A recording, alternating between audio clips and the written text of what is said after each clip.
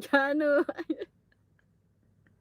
Someone is asking, I said Janu is Babina Sharma. Okay. Okay, Ash. And then what happened? I thought when I checked in Japanese, that's why I'm laughing. I thought, when you ask the meaning of that one, Nabina Sharma, the chin chin is, I thought is baba, because when I open in my language, it said there baba. Yeah, my mistake also because I said different meaning. Yeah, at least if I call you like okay like sweet,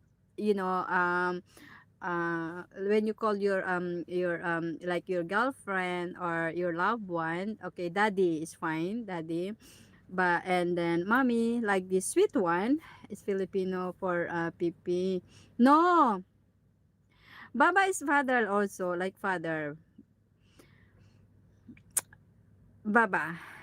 But when I will like pronounce it correct, baba baba, down, down, down, baba, like a lower, lower, yeah.